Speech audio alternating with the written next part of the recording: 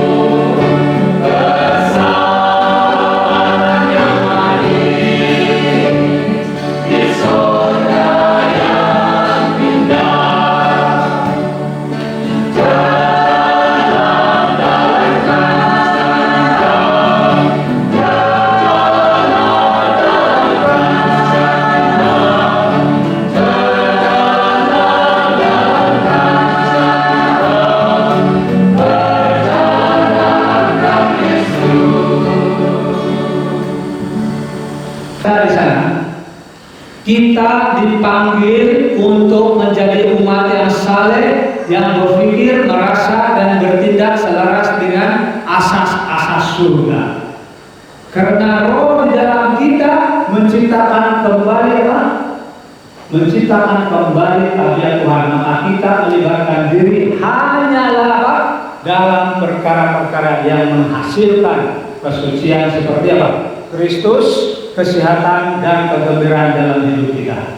Ini berarti bahwa kesenangan dan kesukaan kita haruslah memenuhi ukuran selera Kristen dan keindahan Kristen. Dengan olahraga ataupun ya exercise, latihan jasmani dan istirahat yang seimbang, kita harus menerapkan cara makan yang paling sehat dan sama sekali harus menjauhi makanan haram yang disebut dengan jelas dalam Alkitab. Minuman yang mengandung alkohol, tembakau, dan penyalahgunaan obat-obat bius ataupun drugs yang tidak baik, narkotik ataupun dada yang merusakkan tubuh harus membebaskan kita dari semuanya itu. Sebaliknya kita justru harus melibatkan dalam apapun yang membuat pikiran dan tubuh kita taat kepada Kristus yang menginginkan kita sehat, gembira, dan apa? Baik. Nah, saya baca seluruhan di bagian pertama. Kalau aku baca 28 doktrin, surat 316. Jadi, saudara dan saudari, kelihatannya reformasi kesehatan bukan hanya diajar oleh apa? Orang-orang lain. Jadi ramai orang mengatakan, wah, boleh ajaran dulu ya, pasal kesehatan kayak. Padahal kita lagi yang boleh sebenarnya. Tapi kita sendiri tidak memperhatikan doktrin kita dalam doktrin Baptisan ada sudah lama ada. Jangan kita tertarik dengan ajaran-ajaran yang lain. Perhati dulu ajaran kita. Sedangkan kita sendiri mempunyai reformasi kesehatan yang memang sangat indah, sangat baik. Jadi saudara dan saudari, kenapa ini dijadikan di dalam doktrin kita? Sebab asasnya kalau kita lihat dasar Alkitab, kita lihat dasar Alkitabnya di dalam Kejadian Mazmur 139:13. Sebab engkaulah yang membentuk buah pinggangku, menenun aku dalam kandungan ibuku. Ayat 14, aku bersyukur kepadamu oleh karena kejadianmu dahsyat dan ajaib. Lihat, perhatikan Mazmur. Dia melihat memuji Tuhan. Sebab engkaulah yang membentuk buah pinggang, katanya. Sudah disebut dalam Alkitab buah pinggang itu siapa yang buat? Tuhan yang buat. Begitu dasar dari ibu lagi. Artinya kita punya dasar kesehatan adalah mulai dari kecil, mulai dari kandungan. Bukan mulai dari sudah besar, menurut saya. Jadi reformasi kesehatan bermula dari kandungan ibu lagi, saudara dan saudari. Ini adalah dasar Alkitabiah. Aku bersyukur kepadamu oleh karena kejadianmu dahsyat dan ajaib. Kenapa? Sebab kita ini sangat istimewa, ajaib kejadian kita. Nanti kita akan lihat bagaimana kejadian kita. Ajaib apa yang kau buat dan jiwaku benar-benar menyadarinya. Saudara dan saudari, bagi penulis Mazmur, dia sadar betapa ajaibnya kehidupan. Jadi apakah kita sebelum kita pergi kepada selanjutnya reformasi kesehatan, kita pikir dulu, apakah saya sadar akan diri saya ini adalah orang yang ajaib ataupun dahsyat? Saudara dan saudari, sangat penting. Mari kita lihat secara Alkitabiah. Saya panggil ini biblical anthropology. Bagi yang ada di kapal dulu mungkin sudah dengar sedikit. Ya, dalam Kejadian 2 ayat 7, perhatikan. Ketika itulah Tuhan Allah membentuk manusia dari debu tanah yang menghembuskan nafas hidup ke dalam hidungnya. Demikianlah manusia menjadi makhluk yang hidup. Jadi kalau kita lihat debu tanah campur nafas hidup sama juga apa? Makhluk hidup, formula yang jelas, tidak ada lagi kata-kata lain. Ini saja yang mula-mula kita nampak formula biblical anthropology. Biblical anthropology adalah belajar tentang kemanusiaan. Ya. Jadi kita nampak manusia adalah makhluk hidup, nefes hayah. Itu bahasa sana. Jadi kita adalah nefes hayah, artinya tubuh adalah ekspresi ataupun pernyataan yang kelihatan, jiwa yang kelihatan.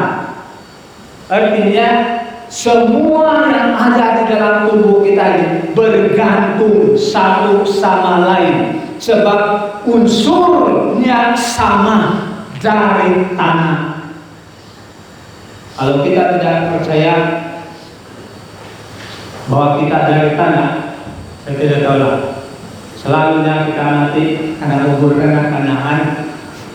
Tapi coba kamu pelajari yang sekolah. Pergi ke lab, tengok itu elemen, unsur-unsur tanah dan unsur tubuh kita. Berapa hidrogen, berapa itu oksigen, berapa karbon. Lihat, sama, hampir sama. Semua kandungannya ada sama. Itulah sebabnya ada negara lain yang saya pernah baca seluar di mana itu petikan. Mereka mencuri mayat. Kenapa? Mereka buat, saya curi mayat, mereka buat itu jadi bom atom. Sebab kita ada unsur-unsur yang boleh digunakan untuk jadi senjata. Saudara dan saudari, man is a whole. Artinya, saya boleh katakan di sini bio, psycho, socio, eco, spiritual being. Itu bahasa Inggris, Pak. Saya boleh sebut.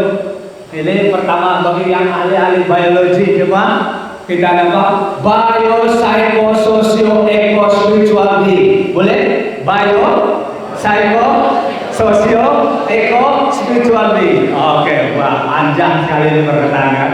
Sekali baca cepat. Bio, psycho, socio, eco, spiritual being.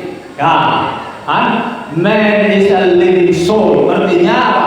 Manusia ini adalah jiwa yang hidup, makhluk yang hidup. Oke, bila Tuhan memberikan nafas, tolak nafas jadi apa? Matematiknya. Tolak nafas jadi apa? Jadi debu tanah. Jadi tanah. Jadi karena ada sinten biru akan mata ya dulu. Dia mati, nafas pergi sana Tuhan, dan kita akan sama seperti debu, akan menjadi kembali kepada tanah. Saudara dan saudari, ini adalah satu perkara yang istimewa. Dan tambahan Roh Nubuat memberi satu pelajaran kepada kita. Dalam buku pendidikan Education 195, both mental, tanya sama ada kedua-dua mental dan juga kerohanian, vigor, kekuatannya adalah apa? Are to a great degree dependent upon physical strength and activity. Jadi kedua-dua sama ada mental ataupun rohani adalah apa? Sangat bergantung kepada apa? Kekuatan fisikal dan juga pekerjaan kita, aktiviti kita. Jadi kalau pelajar-pelajar ataupun kita pun, kalau mental dan rohani kita, kalau kita mau kuat, harus exercise juga, ada aktiviti pergerakan. Itulah sebabnya Kadang-kadang di rumah, saya balik ke rumah, ayah, kadang-kadang istri saya mengeluh, "Oi, kopi mana lagi?" "Ayah, saya mau jalan, Nak. Saya mau lari terus, sekejap, pusing-pusing." Ayah, saya balik bawa kadang-kadang, tapi dia pun enjoy juga. Dia punya activity mau bergerak begini, mau tanam sayur, kadang siram sama, itu oke juga. Jadi yang penting ada pergerakan kita. Kita lihat. Kenapa saya sebut ini? Sebab ada kaitan dengan otak, fisikal, semuanya berkaitan. Itulah dikatakan biopsychosocial eco-spiritual. Bio artinya ini biologi kan, psycho, otak, mental, sosial berkaitan, sosial, hubungan kita, ke spiritual, kerohanian. Saudara dan saudari, sains telah membuktikan bila kita berdekatan pun, ini kita seorang, bagaimana dengan sosial, keadaan sosial, kita lihat ini. Bagaimana dengan sahabat? Oke, berapa jauh kami di sini? Dia 15 meter mungkin. Kami dekat. Oke, kalau saya tinggal dia, apa akan terjadi? Dia senyum kan? Dia senyum. Jadi dalam jantungnya apa terjadi? Pop. Kalau langsung mendak sama lelaki, kenapa berjumpa sama cantik? Cepat dekatan.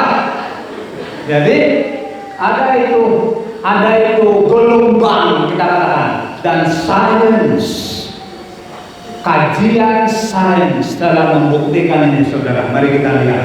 Ini saya research ya di Institute of Harvard.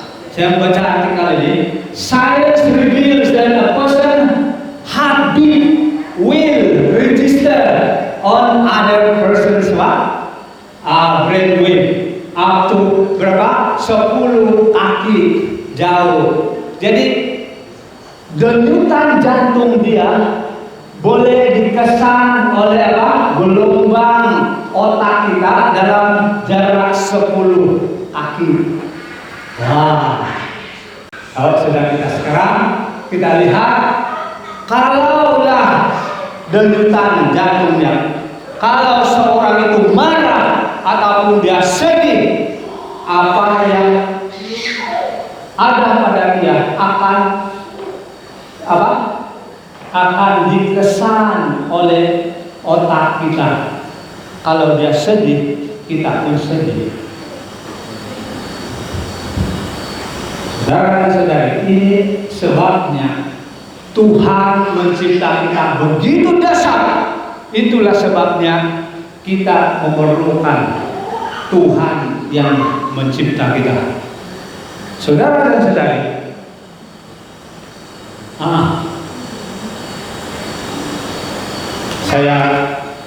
ini selanjutnya Alkitab dan reformasi kesehatan. Bagaimana? Alkitab mengatakan apa? 1 Korintus 6:9. Itu ayat yang selalu sudah kita baca. Bahwa tubuhmu baik Roh Kudus dan bukan milik Anda sendiri. Saudara dan saudara, kalau kita mendalam sedikit dengan ayat ini, artinya kita adalah tempat Roh Kudus untuk berbicara. Dan kita ini bukan milik, memang kita dicipta oleh Tuhan. Saudara dan saudari, selanjutnya aku menjawab, dikatakan dalam 1 Korintus 10:31, apa saja yang kau makan, apa yang kau minum, dikatakan apa saja yang kau lakukan, suatu yang lain, lakukan semua itu untuk apa? Kemuliaan Allah. Jadi tugas kita dalam reformasi kesehatan, kita memuliakan Tuhan. Pengikut lagi dia pembantu berkenaan bagaimana kita memuliakan Tuhan kalau di mana susah kan? Macam mana kita memuliakan Tuhan kalau itu surat dulu. Macam mana kita memuliakan Tuhan kalau kita selalu takut disebabkan kesalahan kita? Saudara dan saudari, kita lihat bagaimana kita memuliakan Tuhan kalau kita sudah orang belia mengatakan sudah hai. Ya, kalau apalagi yang sekarang ini rokok pun bukan lagi rokok lain disebut rokok. Sekarang wah itu rasa stroberi. Apa itu? Vape.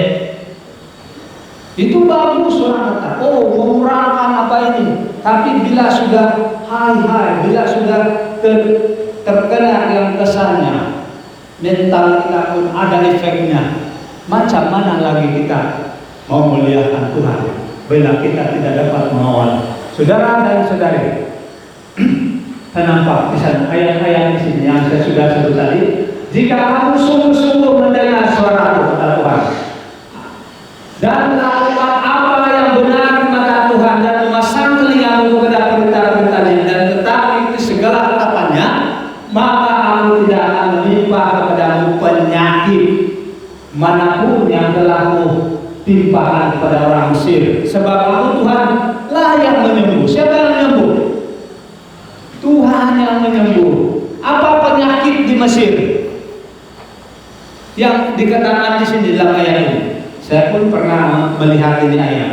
Sekali saya kaji-kaji, rupanya itu urat-urat, sakit urat yang membesar. Kadang-kadang disebabkan oleh terlalu banyak kolesterol, terlalu banyak makanan lemak, terlalu banyak makanan yang tidak sehat dan menyebabkan saraf, gangguan saraf, saudara dan saudari.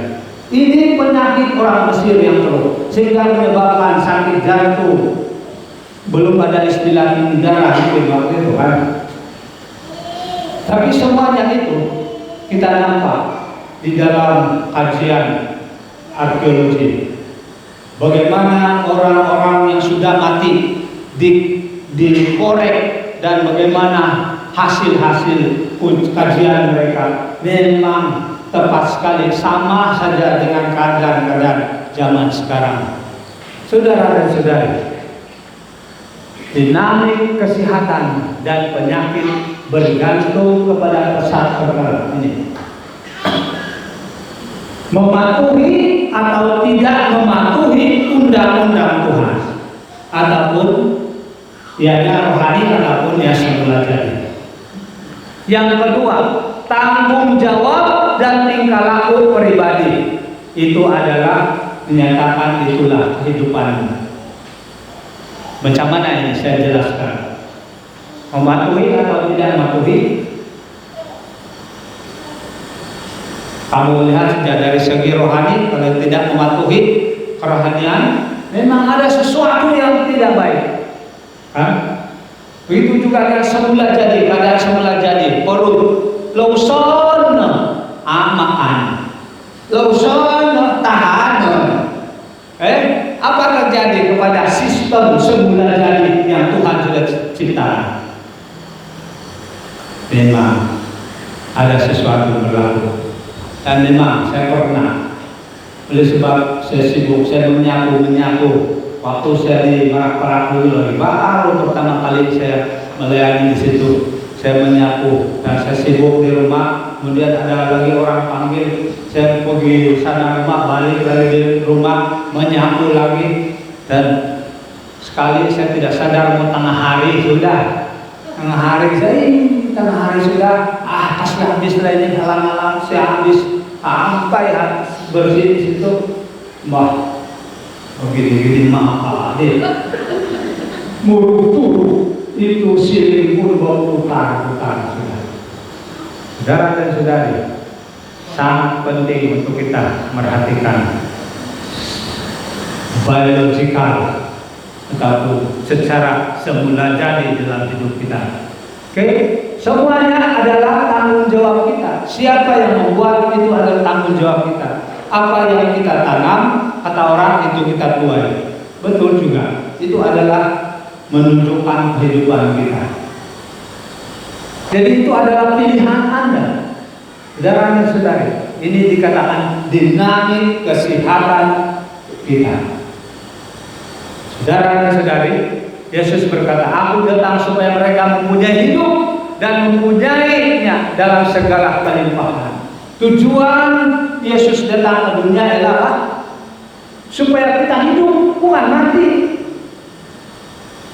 Supaya kita apa? Mempunyai segala kelimpahan, segala kegembiraan. Saudara dan saudari, kita nampak di National Geographic November 2005, long life, umur panjang. Nah, ini sarjina grup, dulu mereka bagus, makanan yang baik, dan orang Okinawa, orang Jepun, orang Italia, Loma Linda di California juga terkenal dengan Blue Joe, ataupun mereka adalah orang yang sehat-sehat. Tapi satu peristiwa di Sardinia ini dikatakan kehidupan mereka merosot disebabkan mereka berubah diet asal mereka. Anak-anak sudah makan ini itu, mereka makan yang kerupuk-kerupuk, akhirnya diet mereka berubah. Ada sudah yang gemuk-gemuk, ada sudah yang tidak menentu keadaan kesehatannya. Saudara dan saudari, begitu juga Okinawa, kita lihat mereka hidup lama, masih lagi cerdas. Begitu juga dengan anggota kita di Seventh Loma Linda, California. Ini banyak kali sudah ditayangkan, dan ini membuktikan bahwa kalau kita mengamalkan kesehatan, kita juga mendapat kelimpahan.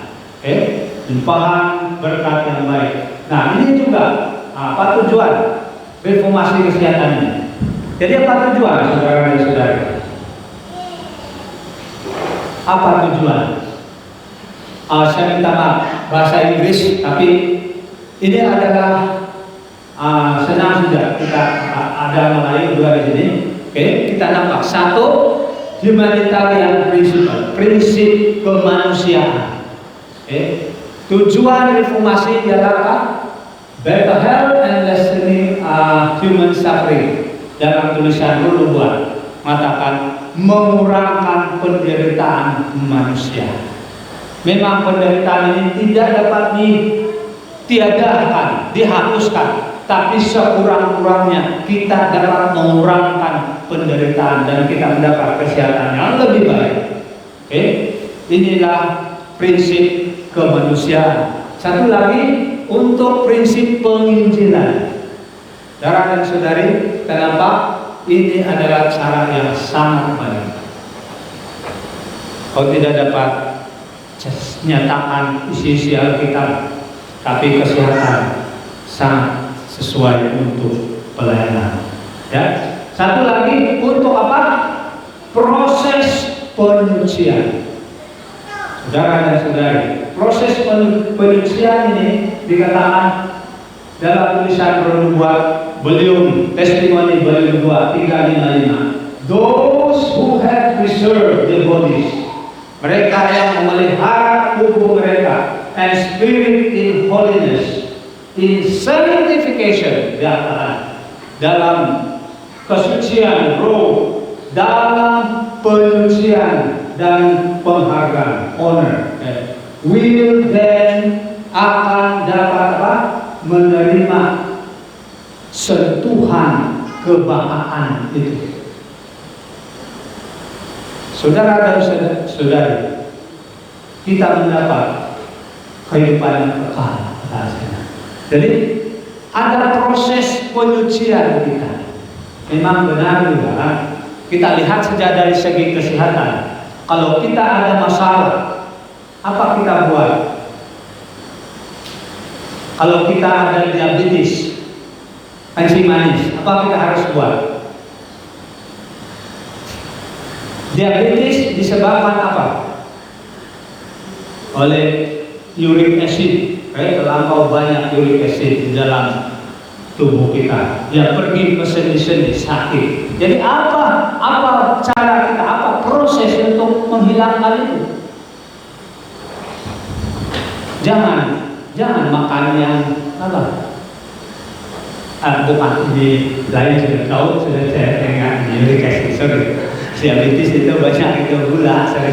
Ya, mungkin kamu bingung juga. Tidak apa. Yang penting kita ada berpikir kan, ya itu gaul, uric acid, diabetes telah ada masalah dengan bagian gula dalam tubuh kita berlebihan, tidak dapat diproses dan dia berlebihan. Banyak lagi cara. Baik, apa kita buat? Selain daripada berserah kepada Tuhan, apa kita buat? Kita buat, oh Tuhan, bukalah saya punya gaul, begitu. Sucikanlah diri saya, buka saya punya gaul, begitu kan?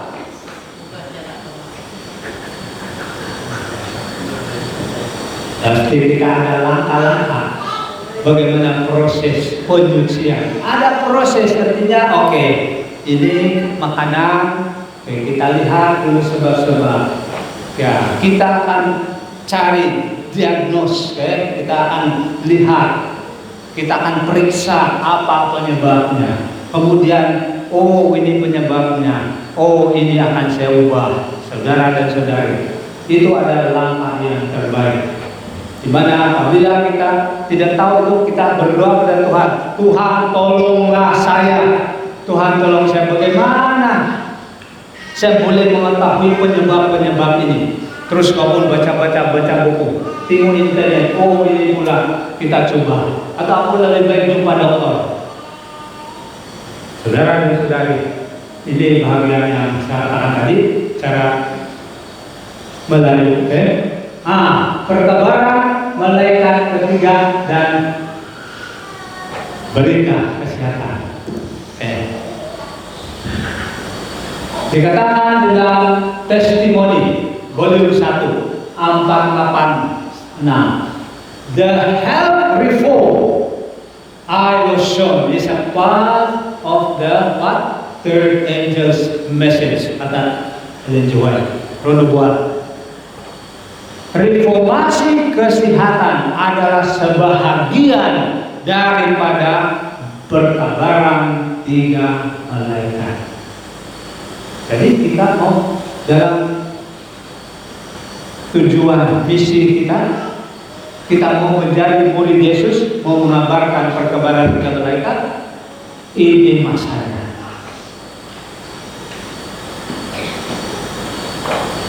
Malam akan datang bila saya mau pergi di sini nanti, ya selepas 2 malam, tajuk pelajaran saya Anda sebagai reformer. Apa kita buat?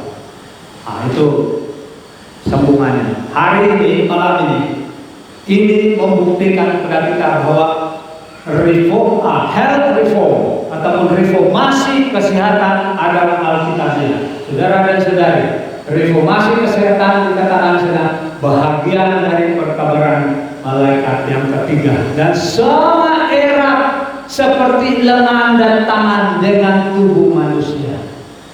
Jadi sangat erat. Dia apa dikatakan di sana? Bagaimana? Pendeta-pendeta dan anggota mesti bertindak bersama. Perhatikan. Saya akan sentuh itu nanti malam berikutnya. Tapi itulah saya katakan, bagaimana kita lakukan? Sama-sama. Itulah saya katakan tadi, kalau ada seorang ada gaul, dia menekan dia. Tolong dia, bukan memaki. Bukan, itu kamu tahu kan? Jadi kita lihat, pendeta-pendeta juga membantu. Jadi pastor boleh membantu. Jadi kita sama-sama. Nanti saya sentuh lebih dalam lagi pada masalah. Dia adalah meninggalkan pekerjaan ini untuk mereka lakukan, untuk kita lakukan. Ia adalah pekerjaan secara individu. Perhatikan, reformasi kesehatan adalah apa? Pekerjaan secara individu juga. Seseorang tidak dapat melakukannya untuk yang lain. Jadi saya tidak boleh lakukan untuk dia semuanya. Dia sendiri yang boleh mengubah itu. Contoh, lewat tidur selalu, masalah tidur. Dapatkah saya selalu kasih tahu dia? Tidak boleh, tidak dapat. Hanya saya menasihatkan. Tapi yang sebenarnya yang bertindak adalah Anda sendiri. Saudara dan saudari, mari kita lihat apa yang unik. Apa unik? Keunikan ini, kita ada reformasi kesehatan. Apa keunikannya dengan denominasi lain mengenai reformasi ini? Kita lihat. Pertama, bagi para evangelikal yang menerima gaya hidup yang sehat, mereka tidak merasa pentingnya pembaharuan kesehatan untuk kedatangan Yesus. Kita merasa, mereka tidak.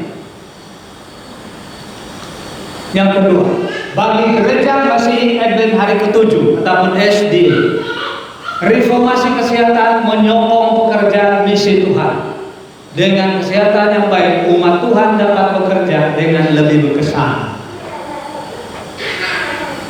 Yang pertama tadi ada orang bilang, oke, yang penting akan go. Oke saja. Kesehatan itu Yesus mati, percaya Yesus, oke Bang, siap sudah, selamat. Apa kamu susah-susah dengan makanan? Tidak terasa itu saudara dan saudari. Yang kedua, ini adalah alat yang sangat efektif. Jadi saya percaya perkara yang ketiga, keunikan lain dari reformasi kesehatan adalah ia juga menyumbang kepada pertumbuhan rohani, pengudusan ataupun penyucian, sanctification, dan pertumbuhan tabiat karakter. Jadi memang benar. Saya malu juga mau kasih tahu ini. Pastor Salim sudah tahu dan kami nampak sama-sama. Memang saya pun badan besar juga tahun lalu. Jadi saya punya berat memang besar. Besar ya. Tinggi. Ya, berat sampai mau 75, 77. Aduh. Jadi inilah pertumbuhan tabiat, artinya bila Anda berusaha untuk melakukan itu akan menjadi tabiat. Betul juga. Sekarang bila saya kurus, saya punya badan sedikit, ya saya lega sedikit. Kadang-kadang saya timbang pagi-pagi begini, 60 sudah deh. 60, 61, naik pun 61. Kalau makan 1 kilo naik 1. Tapi saya rasa lega. Sebab apa? Bila saya makan pun, bila sudah terbiasa dengan apa yang kamu lakukan, itu sudah jadi tabiat. Dan tubuh Anda pun sudah mulai merespon dengan keadaan tersebut. Inilah kebaikannya, keunikannya. Oke. Satu lagi, mereka yang percaya idea dualistik tidak menganggap reformasi kesehatan adalah perkara penting untuk menjaga kesehatan tubuh. Mereka berpendapat yang paling penting adalah kesehatan rohani.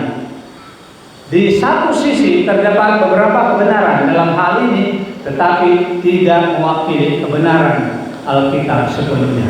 Mari saya perlihatkan ini. Ini dipengaruhi oleh falsafah Greek dikotomi. Mereka percaya dua unsur yang bebas berlainan. Mereka kata jiwa, ini jiwa baik, campur tubuh ini jahat. Jadi harbi kedua-dua. Jadi sama juga dengan makhluk hidup. Mereka katakan seperti ini, tubuh jahat tapi jiwa baik.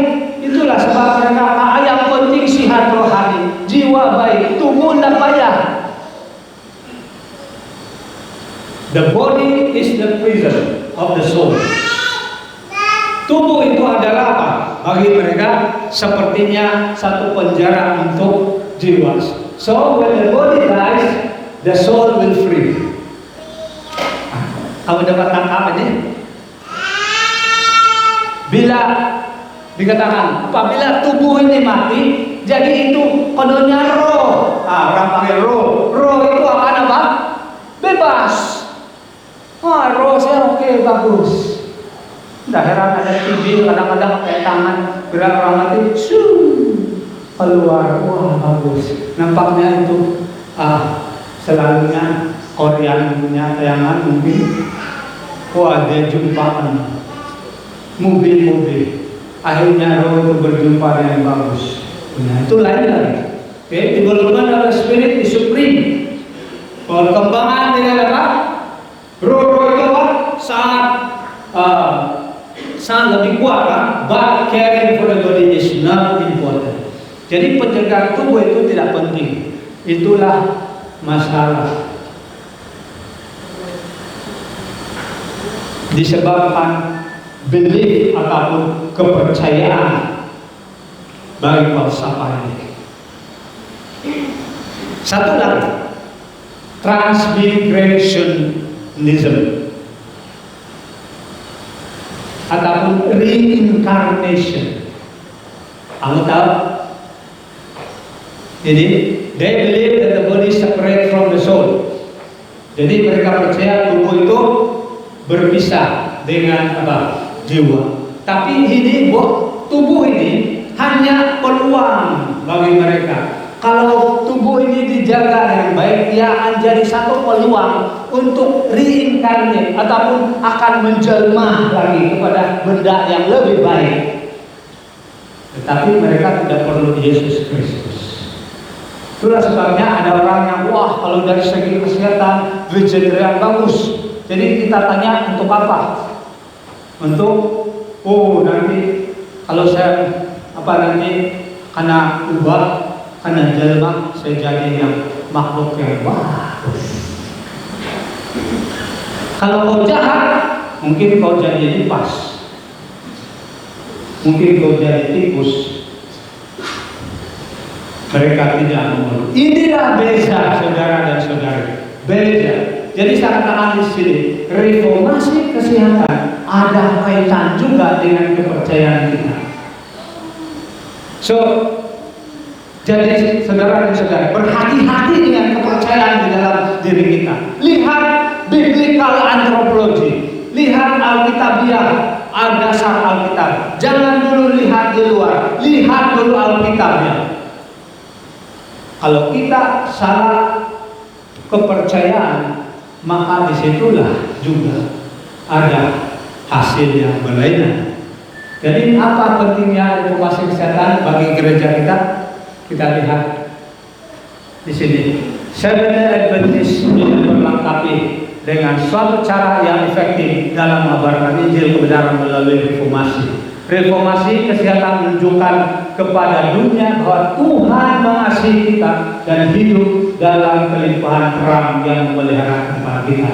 Contohnya yang tadi orang yang memang pelihara di California, di Okinawa, tempat-tempat yang memelihara kesehatan. Yang ketiga di sini, Seventh-day Adventist dapat menolong dunia untuk mengurangi penderitaan melalui reformasi kesehatan.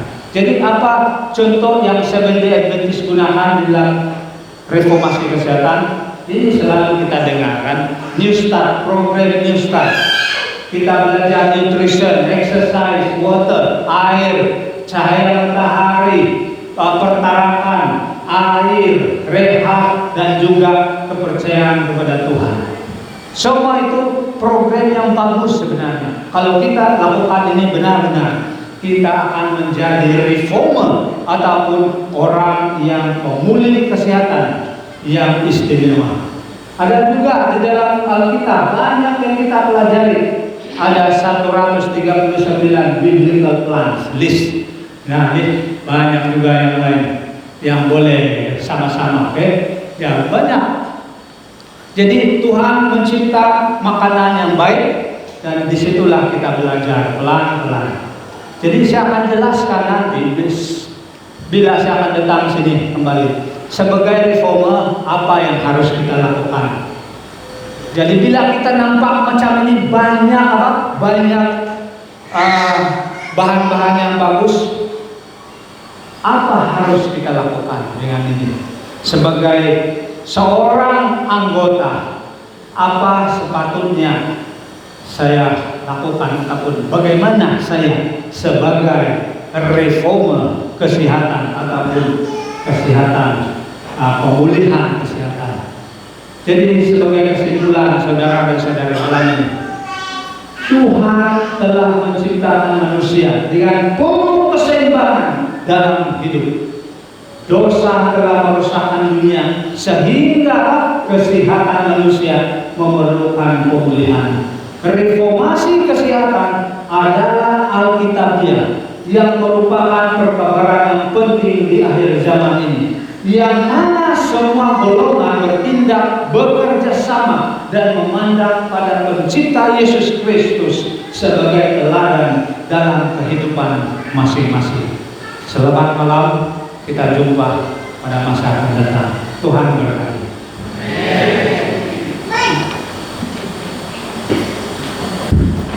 Mari kita katakan amin. Sekali lagi sebagai sambutan kepada pelajaran yang begitu baik yang menyentuh bagaimana kita boleh menjaga kesehatan kita dan bagaimana kita sebagai reformasi ataupun reformer ataupun pembaharu kepada kesehatan kita sendiri.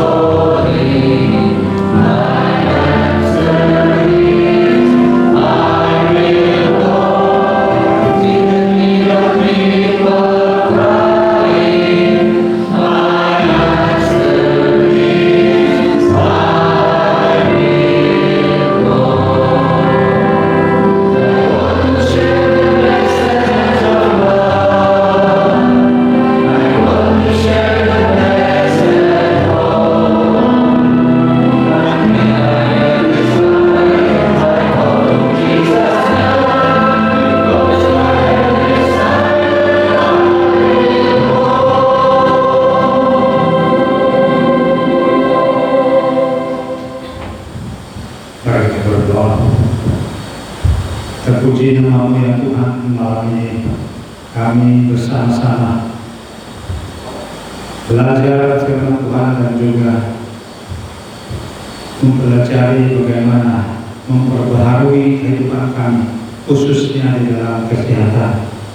Ya Tuhan, terima kasih berkat Tuhan melalui pelajaran tadi, kiranya Roh Kudus Tuhan memberikan kami akal budi agar kami dapat menggunakan itu dalam hidup kami.